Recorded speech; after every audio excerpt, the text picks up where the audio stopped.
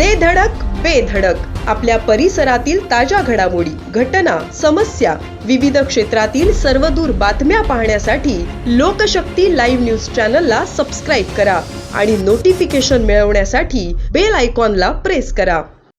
पेण तालुक्यात शुक्रवारी 12 वर्षीय मुलीच्या अपहरणाची अफवा पसरल्याने काही काळ खळबळ उडाली. अनोळखी इस्माने मुलीला गाडीतून पळवून नेल्याची चर्चा परिसरात वेगाने पसरली होती. मात्र वडखळ पोलिसांनी तातडीने तपासाची सूत्रे हाती घेत संपूर्ण प्रकरणाचा छडा लावत ही केवळ अफवा असल्याचे स्पष्ट केले. संबंधित मुलगी सुरक्षित असून तिला तिच्या पालकांच्या ताब्यात देण्यात आली आहे.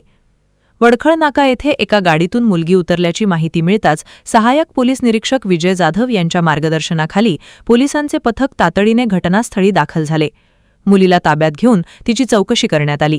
त्याचबरोबर परिसरातील सीसीटीव्ही फुटेज तपासण्यात आले. तसेच पॅसेंजर वाहनाच्या चालकाचीही चौकशी करण्यात आली. तपासात संबंधित मुलगी स्वतः पॅसेंजर वाहनाने वडखळ नाका येथे आल्याचे स्पष्ट झाले. विश्वासात घेऊन विचारपूस केली असता ती कौटुंबिक वादामुळे रागाच्या भरात घर सोडून निघून आल्याचे समोर आले.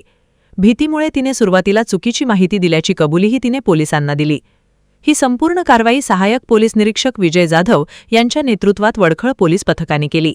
याबाबत कोणत्याही अफवा पसरवू नका, अफवांवर विश्वास न ठेवता अधिकृत माहितीवरच विश्वास ठेवा, असे आवाहन वडखळ पोलिसांनी नागरिकांना केले आहे. अटक आरोपी आहे आतिब मुनीर अन्सारी. याच्यावर मुंबई आणि परिसरामध्ये स्नॅचिंगचेच याच्यापूर्वीचे गुन्हे दाखल आहेत आणि हा सराईत गुन्हेगार आहे. याच्या ताब्यातून जी मोटरसायकल आम्ही जप्त केलेली आहे ती मोटरसायकल सुद्धा विलेपार्ले पोलीस स्टेशन येथून चोरीस गेलेली आहे. विलेपार्ले पोलीस स्टेशनला तो चोरीचा गुन्हा दाखल आहे आणि त्या गुन्ह्यामध्येच आम्ही ती मोटरसायकल जप्त केलेली आहे. ज्या ठिकाणी मोटरसायकल चोरीचा गुन्हा दाखल आहे त्या संबंधित पोलीस स्टेशनलाही माहिती कळवण्यात आली. लोकशक्ती लाईव्हसाठी किरण बांधणकर, पेण. अशाच सच्चाई दर्शवणाऱ्या बातम्या पाहण्यासाठी लोकशक्ती लाईव्ह न्यूज चॅनलला लाईक करा, शेअर करा आणि सबस्क्राईब करा.